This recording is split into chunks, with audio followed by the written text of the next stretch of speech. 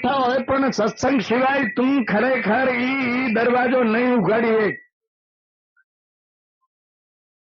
મેણું ભંગાયું, નુગરો હતો ને મેણું ભંગાયું. અને અમારે ઠીક કે કાંક નો કાંક 12 મહિને મારો બેટો દેશે, કાંઈ લેશે તો નહીં, એટલે અમારે ઠીક ભાઈ. અને તે મેણું ભંગાવી લીધું. ફલાણા બાબાજી છે અમારા ગુરુ.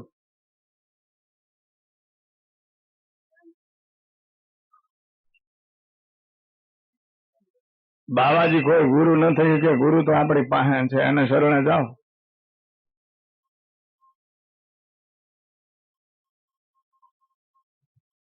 આવી માનવ જેવી જિંદગી, આવું શરીર અને આ મોકો મળ્યો છે. હવે બાના ન કાઢો, હવે ગુરુ આશ્રમે હું જાય અહીંયા. હવે આ બાપુ આપણને કહી દીધું છે બધું. નાસ્તિક ન થાઓ.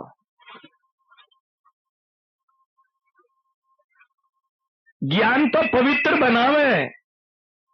જ્ઞાનમાં અટલ વિશ્વાસ છે. જ્ઞાનથી નિર્મળતા આવે. જ્ઞાનથી અહંકારો બધા છૂટે. અને જ્ઞાનથી માયા દૂર થાય. એ વાલા, આ તું અસલી ચહેરામાં રહીને બોલ છો.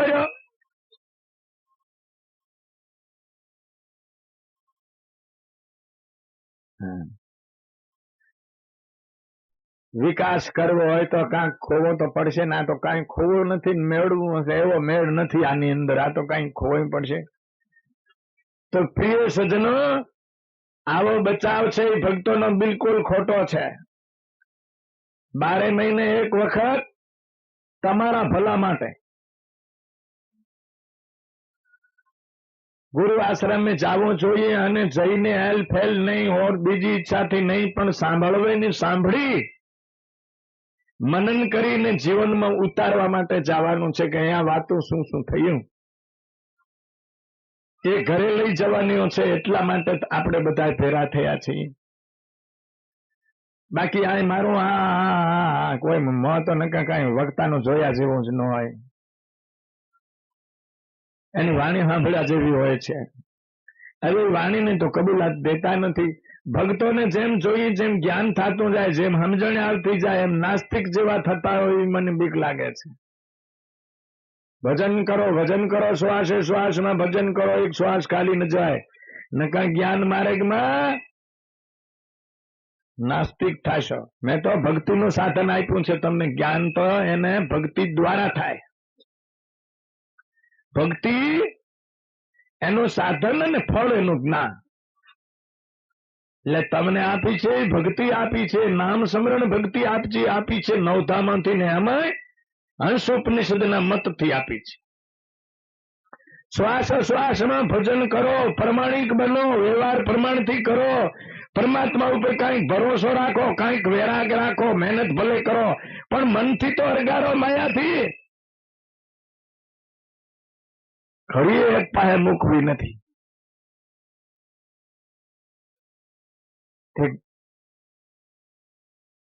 ચેલા થઈ ગયા કોકના એટલે મોક્ષ થઈ જાય છે. કોઈ દી નહીં થાય. એમ કર્યા વગર કાંઈ નહીં થાય. નાસ્તિક ન બનો. ભજન કરો, શ્વાસે શ્વાસમાં જીવન પ્રમાણિક રાખો. તમારી ફરજો પૂરેપૂરી બજાવો. અમારી દીકરી માતાઓ જો ઓર્ડર હાજે કરે ને 25 ઓર્ડર તો પૂરા કરી આવો તમે. હાજે ફલાણું ફલાણું જો છે, આજ ગુરુ પૂર્ણિમા છે, આજ હાતમ અષ્ટમી છે, આજ 25 મંગાવે તો લઈ આવવાનું. ગુરુ એક વાત કરે કે કલાક એક ધ્યાન વેલો 5 વાગે ઉઠીને કરી દેતો. બાપુ ટેમ નથી. ટેમ તો એ તને વૈરાગ નથી મિસ્ટર. ટેમ ઘણો છે પણ તને કેમ છોડી ગયો છે? તો નશામાં છે.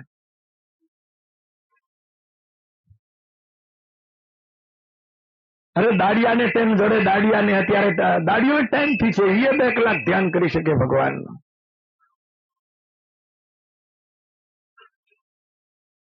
બાના મત કાઢો ને અહીંયાથી ભૂંડાશો. આંસરતા વાળા હારા એ તો કાંક વાપરે જ સવારે જેમ તેમ ભાવે કે ભાવે કાંક માણસ જેવા દેખાય છે. તમે માણસ જેવા નહીં દેખાવ. માણસ ભગવાન કરે તો ભૂત છો.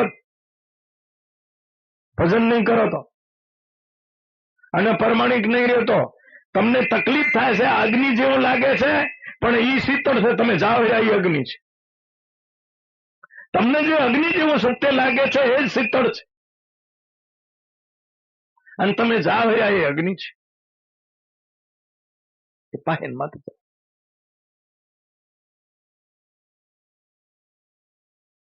આ કોઈના હાથમાં રહ્યું નથી, રહેવાનું નથી. કાંક કરી લ્યો, મોકો મળી ગયો છે.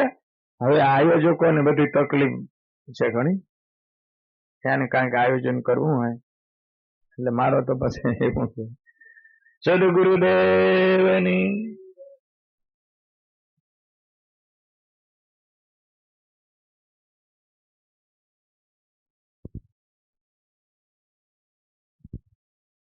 ભાઈઓ જે બોલાય સુંદર, પણ એમે રામભાઈ જે પોતે પરાજિત થવામાં આનંદ માને છે, હાર સ્વીકારવી, જ્યાં हार स्वीकारवी वहां से विजय शुरू होता है. जब तक हार नहीं होगी तब तक विजय कठिन है. ये बात ऐसी है, यह कोई भौतिक युद्ध नहीं है. हाँ, उल्टा चलता है ईश्वर के दरबार में, यहाँ उल्टी है. हाँ, विजय वाला कभी विजय नहीं होता है. विजय की इच्छा निकले लो कभी विजय नहीं पा सकता है. यहाँ उल्टा है. भक्ति मार्ग का लक्ष्य लीजिए. हाँ,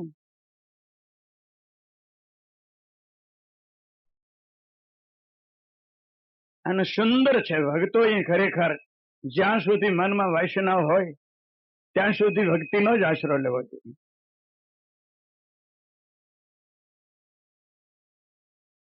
જ્ઞાન માર્ગમાં કશાક શુષ્ક બનવાની, શુષ્ક વેદાંતિઓ બનવાનો પણ ખરેખર સંભવ છે, નાસ્તિકો બનવાનો પણ સંભવ છે.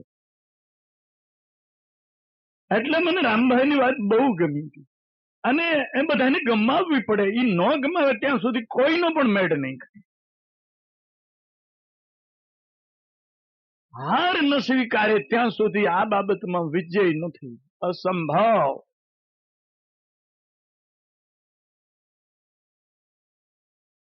બધાને સ્વીકારવી જોઈશે, બધાને સ્વીકારવી જોઈએ, બધાને હારી જવું જોઈએ. આપણે જીતવાની જરૂર નથી. હાર્યાનો અર્થ શું થયો? અને હાર પણ કોણ સ્વીકારે છે? જે ખોજી હોય, ખોજ કરવા જે નીકળ્યો હોય, તેની સત્યની ખોજ કરવા નીકળ્યો હોય ત્યારે અહીંયા થાકવું પડે છે. થાકી જવાય, કેટલી વાર થાકી જવાય છે. એ તો સદગુરુ મહારાજ વરે ગાડીને ધક્કો મારે, ઘણી વખત થકી જાય. અને થાક્યા વગર કાંઈ ખરેખર આપણે મજલ કોઈથી પ્રાપ્ત નથી કરી શકવાના. બીજે તો હિંમત રાખીએ, પણ હાય તો થાકી જઈએ ત્યારે આ મજલ ત્યારે પામીશું. થાકના અર્થ હૈ શરણાગતિ.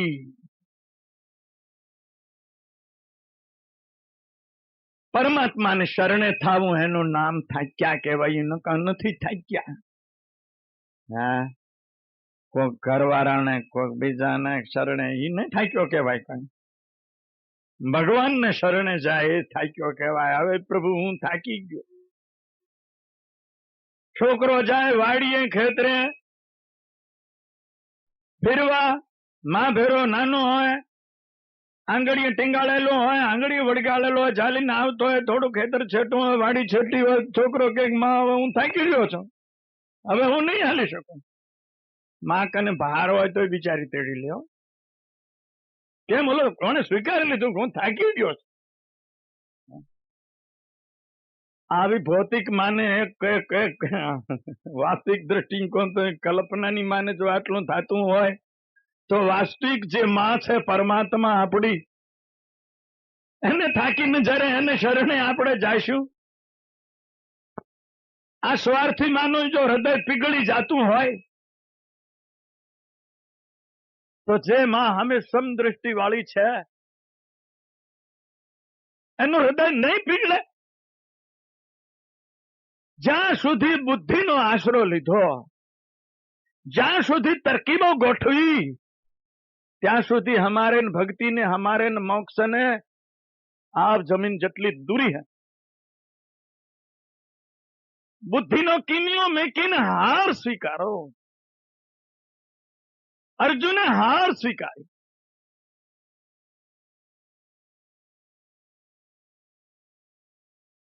હવે તો તમે મારા અગ્રેસર બનો, તમે કેવો કહો એમ, મને આમાં હવે કાંઈ ખબર પડતી નથી। હવે તમે કહો એમ જ મારે કરવાનું છે।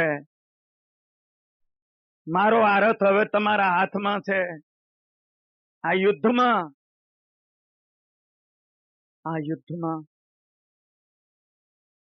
શરણાગતિ સ્વીકાર્યા સિવાય આ યુદ્ધ અર્જુનથી નથી થયું અને બીજા કોઈ નહીં કરી શકે।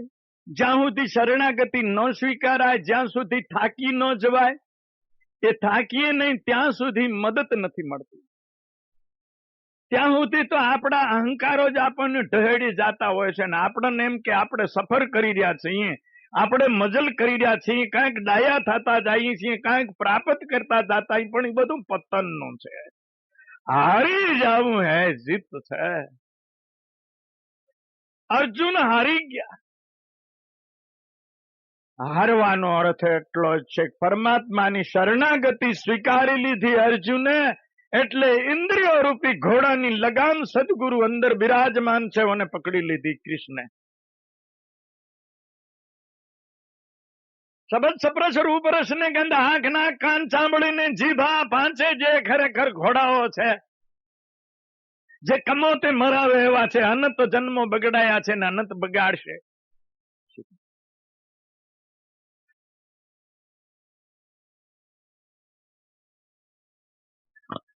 આ જ્યાં સુધી શરણાગતિ નહીં સ્વીકારાય ત્યાં સુધી આ કૃષ્ણ, આ સદગુરુ, આ રામ, આ બ્રહ્મ, આ પરમાત્મા એ આપણી આગેવાની નહીં કરે ત્યાં સુધી આ ઇન્દ્રિયો રૂપી ઘોડાની લગામને હાથમાં લેવાના નથી અને બીજાથી આ લગામ કોઈનામાં હાથમાં રહેવાની નથી। બીજાથી આ ઘોડા કોઈનાથી સહન ન થાય તો કૃષ્ણ કરે।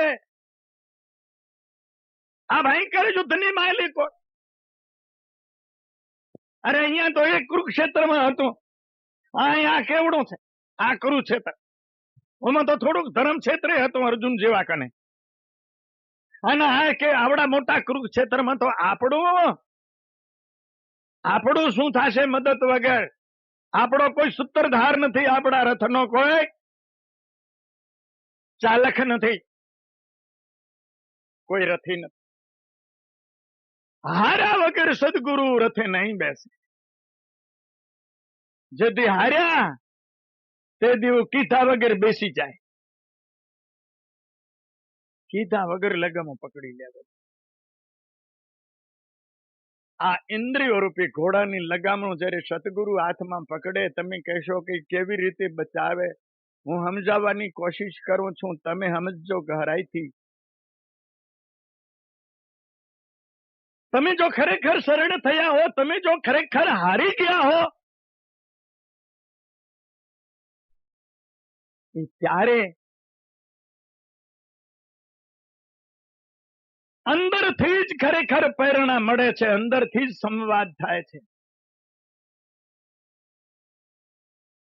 આય આમ કરજે, આય તેમ કરજે, અહીંયા ભૂલ થવાનો સંભવ છે, અહીંયા જોખમ છે। હારી જાય પછી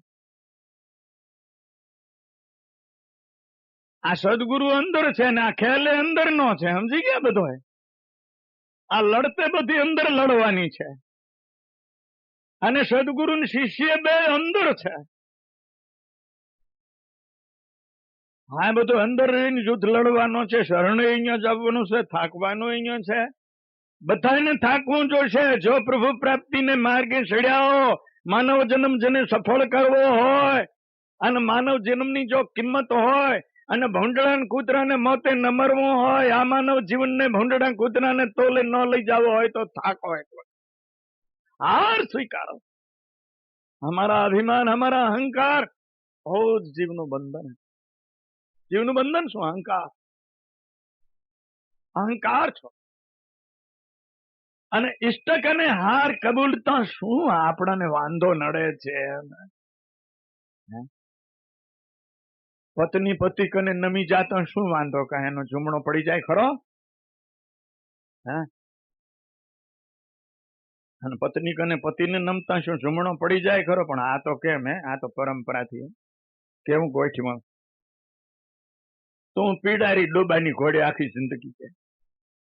એમાં આપણું તો બરાબર હોવું જોઈએ, કારણ કે આપણે તો ઈ ગરાગર્યા એટલે અમે શું કે આજ ગાય બીજી કાલ બીજી લઈ આવી હે મરી જાય.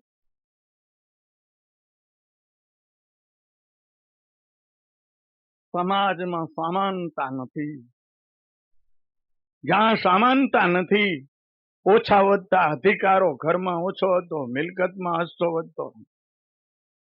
આ ડોશીઓ બધી અહીંયા આવ્યું કથા સાંભળવા ઘણું, પણ કોઈ સમાધાન નહીં હોય, કોઈ વહુથી કોઈ હાવથી દેરાણીથી જેઠાણીથી, આમાં કઈ સમાધાન નહીં હોય. નમી જવું. અરે પણ આ માણસ કને નથી નમતા તો ભગવાન કને તો ક્યાંથી નમે? કારણ કે એવું કઈ દેખે એમ આડો નથી ફરતો. ફરે તો છે ઊંધે માથે કરી દે એવો, પણ આ કોઈ દેખે માડો નથી ફરતો એટલે આપણે કોઈ બિયાતો નથી.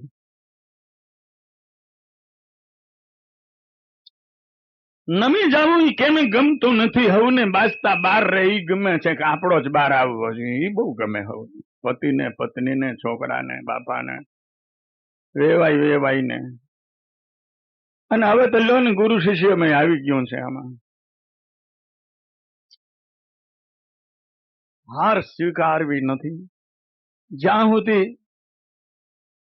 આપણે કુટુંબની અંદર જો સાચી સમજ હોય તો હાર સ્વીકારીએ તો તરત જ કલેશ શાંત થઈ જાય. મૌન પકડતા ના આવડે એને ભક્તિ કરતા આવડે. કોક બોલતું હોય ખરાબ, વહુ બોલતી હોય, ખાહુ બોલતી હોય, દેરાણી જેઠાણી બોલતી હોય, અને એમાં જો આપણું મન સ્થિરતા છોડી દે તો એ માણસ પોતાની પ્રગતિ કરી શકતો નથી. ખ્યાલથી સુનિએ. આવા બધા લોકો માથે દયા રાખજો. એ છે ભગતની થિયરી. આપણો કપૂરો બોલતા હોય એના માથે દયા રાખવી અને ભગવાનના કને પ્રાર્થના કરવી કે પ્રભુ આને સતબુદ્ધિ દે, એટલે મને તો ભલે મારા કર્મ છે, પ્રાબંધ છે, પણ બીજાને તો હેરાન ન કરે પાછો, એટલે એના માટે દયા માંગવી બરાબર છે. હાર સ્વીકારી લે તો ઘણા દુઃખ દૂર થઈ જાય, ઘણો મજલ કપાઈ જાય. સંસારની માલિકોરે આપણે કુટુંબની અંદર જો હાર સ્વીકારી લેતા હઈએ તો ઘણા બધી તકલીફો વ્યવહારિક છે એ પણ દૂર થઈ જાય. અને પરમાત્મા કને તો જો હાર સ્વીકારીએ એટલે તો પછી કોઈ પ્રકારની કમી નથી રહેતી. બધે હાર સ્વીકારીએ એટલે આપણે ક્યાંય ઉપાય ન રહેતો, પણ ભગવાન કને આપણે હાર સ્વીકારવામાં કોઈ ખરેખર હાર સ્વીકારો પછી જ આપણા વિકાસની, પછી જ આપણી ખરેખર શરૂઆત થશે યાત્રાની. જ્યાં સુધી હાર નહીં સ્વીકારો ત્યાં સુધી યાત્રા શરૂ નથી. ત્યાં સુધી આપણે મજલ કાપી નથી, આપણે ચાલતા નથી, ત્યાં બેઠા છો.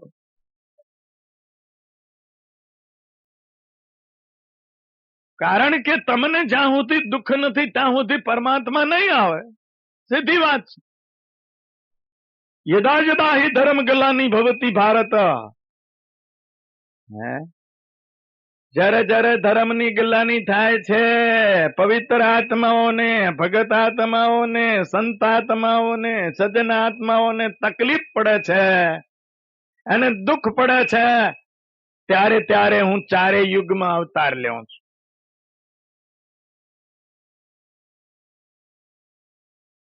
એટલે તમોગુણ, રજોગુણ, સતોગુણ ને શુદ્ધ સતોગુણ ટૂંકામાં સમજાવી દીધું. આવા ચારે સમયમાં જયારે ભક્તને દુઃખ પડે છે ત્યારે હાને યુગ કીધા છે. કારણ કે આ જગત તો બનેલું છે ને ગુણોનું, એટલે ગુણ હોય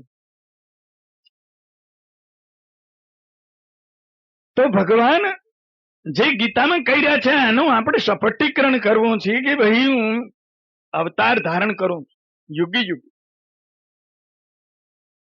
તો ભગવાન અવતાર ધારણ કરીને સૃષ્ટિ પર આવે 5, 10, 25 કૃષ્ણ આવે, 5, 10, 25 રામ આવે. એ તો હતા જ ને રાક્ષસોની સામે, અવધની પ્રજાની સામે, દ્વારકાની પ્રજાની, મથુરાની પ્રજાની સામે અને વિશ્વની સામે, વિશ્વના રાજાઓની સામે, પ્રજાઓની સામે કૃષ્ણ ન હતા? અને કુરુક્ષેત્રમાં ન હતા? અને અર્જુનની સામે નતા? છતાંય રોવે છે. મારો કહેવાનો ભાવ એ છે કે ભગવાનનું પ્રાગટ્ય ક્યારે કહેવાય? ભગવાનનું પ્રાગટ્ય, ભગવાનનો જન્મ તો કહેવાય નહીં આપણી લૌકિક ભાષામાં. એ જ્યારે સાધકના હૃદયમાં, સાધકના ચિત્તમાં એ પ્રગટ થઈને જ્યારે પ્રેરણા કરે છે, આંતરિક પ્રેરણા થાય છે, એ શરણાગતિ થાય ત્યારે થાય છે. અને યુદ્ધ શરણાગતિ સિવાય લડી શકાતું નથી. અર્જુન જેવો છાત્ર શ્રેણીનો સાધક હોવા છતાં એ છેવટ થાક્યો છે અને આસુરી સંપત્તિ દાદ નથી દેતી, આસુરી ગુણો દાદ નથી દેતા, આસુરી સંપત્તિ દાદ નથી દેતી. પછી શરણે જાય છે, હવે આ હું નહીં જીતી શકું આને, હવે તો તમારી દયા હોય તો જ જીતું.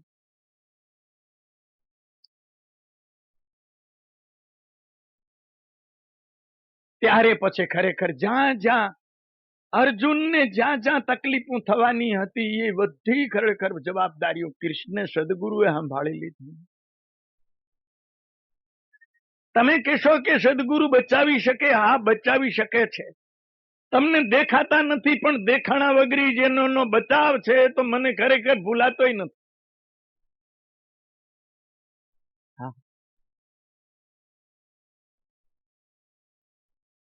જ્યારે જ્યારે પરમાત્મા કેમ બચાવે છે આપણાને, સાધકને કેવી રીતે બચાવી લે, એનો કદાચ બરાબર ગહરા વિચારો વાળો સાધક નો હોય તો કદાચ ખ્યાલ પણ ન પડે, મોડો ખ્યાલ આવે.